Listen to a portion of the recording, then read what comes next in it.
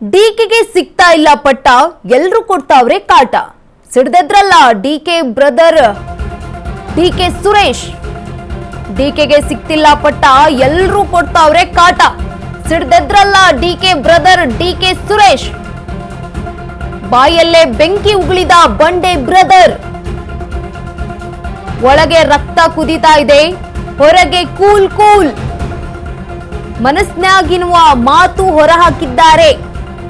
ಸೂಕ್ತ ಸಮಯಕ್ಕೆ ಹಲ್ಲು ಕಚ್ಚಿ ಸುಮ್ಮನಾಗಿರುವ DK brothers. All is well ಅಂತ ತಾಳ್ಮೆ ಮೊರೆ ಹೋದ ಡಿಕೆ ಸುರೇಶ್ ಅವರು. ಡಿಕೆಗೆ ಸಿಗ್ತಿಲ್ಲ ಪಟ್ಟ, ಎಲ್ರು ಕೊಡ್ತಾವ್ರೆ ಕಾಟ. ಸಿಡ್ದೆದ್ದಿದ್ದಾರೆ ಈಗ ಡಿಕೆ ಶಿವಕುಮಾರ್ ಅವರ ತಮ್ಮ ಡಿಕೆ ಸುರೇಶ್ ಅವರು.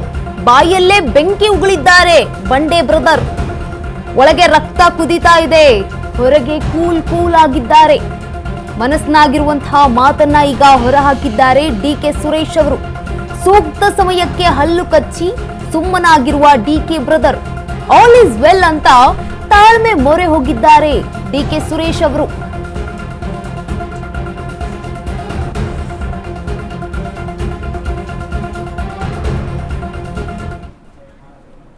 ಬಾಡಿ ಯಾವಾಗ್ಲೂ ಹೊರಗಡೆ ಕೂಲ್ ಆಗಿರುತ್ತೆ, ನಿಮ್ ಬಾಡಿ ಒಳಗಡೆ ಬ್ಲಡ್ ಬಹಳ ಬಿಸಿಯಾಗಿರುತ್ತೆ. ಏನ್ ಮಾಡಕ್ಕಾಗುತ್ತೆ? ಇಲ್ಲಪ್ಪ, ಸ್ವಲ್ಪ ನಿಮ್ ಬಾಡಿಲೂ ಅಷ್ಟೇನೆ, ನನ್ನ ಬಾಡಿಲೂ ಅಷ್ಟೇನೆ.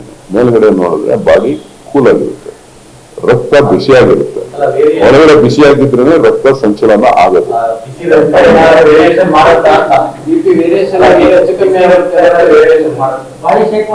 ನಿಮ್ದಾದ್ರೆ ನಮ್ದು ಆಗುತ್ತೆ.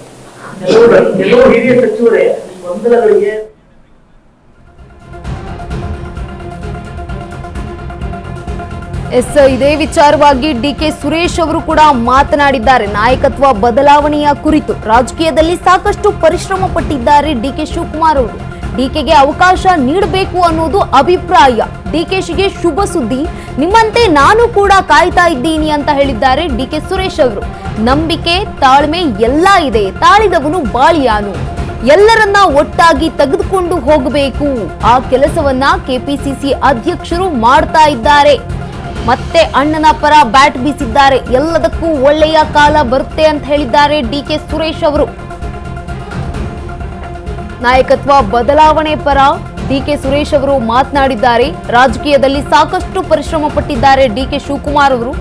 ಡಿಕೆಗೆ ಅವಕಾಶ ನೀಡಬೇಕು ಅನ್ನೋದು ನನ್ನ ಅಭಿಪ್ರಾಯ ಕೂಡ ಇದೆ. ಒಳ್ಳೆಯ ಅಭಿಪ್ರಾಯ ಇರುವಂತದ್ದು, ಒಳ್ಳೆಯ ಸುದ್ದಿ ಬರುತ್ತೆ. ನಿಮ್ಮಂತೆ ನಾನು ಕೂಡ ಕಾಯ್ತಾ ಇದ್ದೇನೆ. ಸಾಕಷ್ಟು ಒಂದು ಕೆಲಸವನ್ನ ಮಾಡಿದ್ದಾರೆ. ಕಾಂಗ್ರೆಸ್ ಪಕ್ಷವನ್ನ ಅಧಿಕಾರಕ್ಕೆ ತರೋದಕ್ಕೆ ಡಿಕೆ ಶಿವಕುಮಾರ್ ಅವರು ಕೂಡ ಕೆಲಸ ಮಾಡಿದ್ದಾರೆ.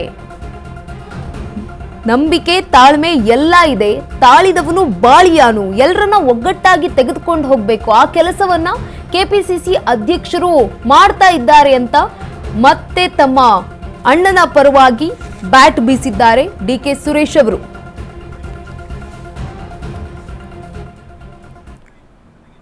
ಕರ್ನಾಟಕದಲ್ಲಿ ನಾಯಕತ್ವ ಬದಲಾವಣೆ ಫೈಟ್. ಡಿಕೆಶಿ ಬಣಕ್ಕೆ ಸಿಎಂ ಸಿದ್ದರಾಮಯ್ಯ ಮತ್ತೆ ಕೌಂಟರ್ ಕೊಟ್ಟಿದ್ದಾರೆ. ಕರ್ನಾಟಕದಲ್ಲಿ ನಾಯಕತ್ವ ಬದಲಾವಣೆ ಫೈಟ್. ಇದೀಗ ಡಿಕೆಶಿ ಬಣಕ್ಕೆ ಸಿಎಂ ಸಿದ್ದರಾಮಯ್ಯ ಮತ್ತೆ ಕೌಂಟರ್ ಕೊಟ್ಟಿದ್ದಾರೆ. ಹೈಕಮಾಂಡ್ ಹೇಳಿದ್ರೆ ನಾನೇ 5 ವರ್ಷ ಮುಖ್ಯಮಂತ್ರಿ, ನಾನು ಹೈಕಮಾಂಡ್ ಮಾತನ್ನ ಮಾತ್ರವೇ ಕೇಳುವುದು, ನನ್ನನ್ನ ಇರಿ ಅಂದ್ರೆ ಇರ್ತೀನಿ ಅಂತ ಹೇಳಿದ್ದಾರೆ ಸಿಎಂ ಸಿದ್ದರಾಮಯ್ಯ ಅವರು. ಯಾರೇ ನಾಯಕತ್ವದ ಬಗ್ಗೆ ಮಾತನಾಡಿದ್ರೆ ಅದು ವೈಯಕ್ತಿಕ.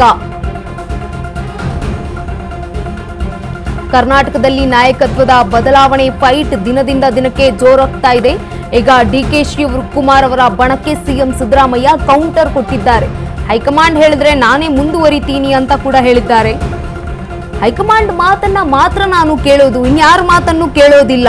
ನನ್ನನ್ನ ಇರಿ ಅಂದ್ರೆ ನಾನು ಕಂಪ್ಲೀಟ್ 5 ವರ್ಷದವರೆಗೂ ಇರ್ತೀನಿ. ಯಾರೇ ನಾಯಕತ್ವದ ಬಗ್ಗೆ ಮಾತನಾಡಿದ್ರು ಅದು ಅವರವರ ವೈಯಕ್ತಿಕ ಅಂತ ಸಿಎಂ ಸಿದ್ದರಾಮಯ್ಯ ಅವರು ಹೇಳಿರುವಂತದ್ದು. ಈ ಫಲಿತಾಂಶದಿಂದ ಸಿಎಂ ಕುರ್ಚಿಯ ವಿಚಾರ ತೆರೆ ಮುಗ್ದೋಗುತ್ತೆ ಸರ್. ಹೈಕಮಾಂಡ್ ಅವ್ರು ತೀರ್ಮಾನ ಮಾಡ್ತಾರೆ. ಪುನಃ 15 ಮಾತಾಡ್ತಿದ್ದಾರೆ. ಹೈಕಮಾಂಡ್ ಅವ್ರು ಏನ್ ತೀರ್ಮಾನ ಮಾಡ್ತಾರೆ ಸರ್. ಈ ಫಲಿತಾಂಶದಿಂದ ಸಿಎಂ ಕುರ್ಚಿಯ ವಿಚಾರ ತೆರೆ ಮುಗ್ದೋಗುತ್ತೆ ಸರ್? ಹೈಕಮಾಂಡ್ ಅವ್ರು ತೀರ್ಮಾನ ಮಾಡ್ತಾರೆ. ಪುನಃ ಅದನ್ನೇ ಯಾಕಂದ್ರೆ ಬಹಳ ಜನ ಕೇಳಿದ್ರೆ ಮಾತಾಡ್ತಿದ್ದಾರೆ ಅದಕ್ಕೆ. ಹೈಕಮಾಂಡ್ ಅವ್ರು ಏನ್ ತೀರ್ಮಾನ ಮಾಡ್ತಾರೆ ಅದು ಸರ್, ಈ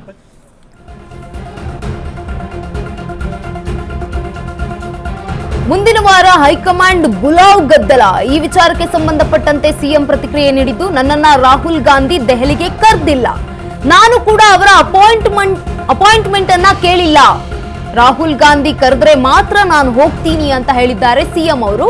ರಾಹುಲ್ ಗಾಂಧಿ ಕರೆದ್ರೆ ಸಂಪುಟ ಪುನರ್ರಚನೆ ಫಿಕ್ಸ್ ಆಗುತ್ತೆ, ಸದ್ಯಕ್ಕಂತೂ ದೆಹಲಿಗೆ ಹೋಗಲ್ಲ ಅಂತ ಸಿಎಂ ಸಿದ್ದರಾಮಯ್ಯ ಸ್ಪಷ್ಟನೆಯನ್ನ ನೀಡಿರುವಂತದ್ದು ಮಾಧ್ಯಮದ ಮುಂದೆ. ಮುಂದಿನ ವಾರ ಹೈಕಮಾಂಡ್ ಬುಲಾವ್ ಗದ್ದಲದ ವಿಚಾರವಾಗಿ ನನ್ನನ್ನ ರಾಹುಲ್ ಗಾಂಧಿ ದೆಹಲಿಗೆ ಕರೆದಿಲ್ಲ, ನಾನು ಕೂಡ ಅವರ ಅಪಾಯಿಂಟ್ಮೆಂಟ್ ಅನ್ನ ಕೇಳಿಲ್ಲ, ರಾಹುಲ್ ಗಾಂಧಿ ಕರೆದ್ರೆ ಮಾತ್ರ ನಾನು ದೆಹಲಿಗೆ ಹೋಗ್ತೀನಿ, ರಾಹುಲ್ ಗಾಂಧಿ ಅವರು ಹೇಳಿದ್ರೆ ಮಾತ್ರ ಸಂಪುಟ ಪುನರ್ರಚನೆ ಫಿಕ್ಸ್ ಆಗುತ್ತೆ, ಸದ್ಯಕ್ಕಂತೂ ಈಗ ದೆಹಲಿಗೆ ಹೋಗಲ್ಲ ಅಂತ ಸಿಎಂ ಸಿದ್ದರಾಮಯ್ಯ ಅವರು ಮಾತನಾಡಿದ್ದಾರೆ. ಇನ್ನು ರಾಜ್ಯದಲ್ಲಿ ಈಗಾಗಲೇ ಎದ್ದಿರುವಂತಹ ಪ್ರಶ್ನೆಗಳಿಗೆ ಉತ್ತರವನ್ನ ಕೊಟ್ಟಿದ್ರು ಸಿಎಂ ಸಿದ್ದರಾಮಯ್ಯ ಅವರು. ಹೈಕಮಾಂಡ್ ಬುಲಾವ್ ಇದೆಯಾ ಸರ್, ಮುಂದಿನ ವಾರ ಕರೆದಿದ್ದಾರಾ ಹೈಕಮಾಂಡ್ ಅಂತ ಒಂದು ಪ್ರಶ್ನೆಗೆ ಈಗ ಉತ್ತರ ನೀಡಿರುವಂತದ್ದು. ರಾಹುಲ್ ಗಾಂಧಿ ಅವರು ನನ್ನನ್ನು ಕರೆದಿಲ್ಲ, ನಾನು ಕೂಡ ಅಪಾಯಿಂಟ್ಮೆಂಟ್ ಅನ್ನ ಕೇಳಿಲ್ಲ, ಒಂದು ವೇಳೆ ಕರೆದ್ರೆ ಹೋಗ್ತೀನಿ, ಸಂಪುಟ ಪುನರ್ರಚನೆ ಮಾಡಿ ಅಂತಂದ್ರೆ ಫಿಕ್ಸ್ ಮಾಡೋದಂತೂ ಗ್ಯಾರಂಟಿ ಅಂತ ಹೇಳಿದ್ದಾರೆ ಸಿಎಂ ಅವರು. ಇಲ್ಲಿ ಕರೆದ್ರೆ ಹೋಗ್ತೀವಿ. ಅಲ್ಲ, ಸಂಪುಟ ಪುನರ್ರಚನೆ ವಿಚಾರನ ಅಥವಾ ಬೇರೆ ಏನು ವಿಚಾರ? ದಿಲ್ಲಿಗೆ ಕರೆದ್ರೆ ಹೋಗ್ತೀನಿ, ಇಲ್ಲಿ ನಾನೇ ಹೋಗ್ಬೇಕಾದ್ರೆ ರಾಹುಲ್ ಗಾಂಧಿ ಅಪಾಯಿಂಟ್ಮೆಂಟ್ ಕೊಟ್ಟಾಗ ಹೋಗ್ತೀನಿ. ಸಂಪುಟ ಪುನರ್ರಚನೆ ವಿಚಾರವಾಗಿ ಮಾತುಕತೆ ಕೇಳ್ಬರ್ತಲ್ಲ, ಆ ವಿಚಾರವಾಗಿ ಚರ್ಚೆಗೆ ನಾವು ಹೋಗ್ತೀರಾ? ರಾಹುಲ್ ಗಾಂಧಿ ಅವ್ರ ಅಪಾಯಿಂಟ್ಮೆಂಟ್ ಕೊಟ್ಟ ತೀರ್ಮಾನ ಆ ಮಾಡ್ತಾರೆ. ವಿಚಾರಕ್ಕೆ ಕೇಳಿದ್ದೀರಾ ಸರ್? ಈಗ ಅಪಾಯಿಂಟ್ಮೆಂಟ್ ಕೇಳಿದ್ದೀರಾ ಸರ್? ಅಪಾಯಿಂಟ್ಮೆಂಟ್ ಕೇಳಿದ್ದೀರಾ? ಇಲ್ಲಿ ಕರೆದ್ರೆ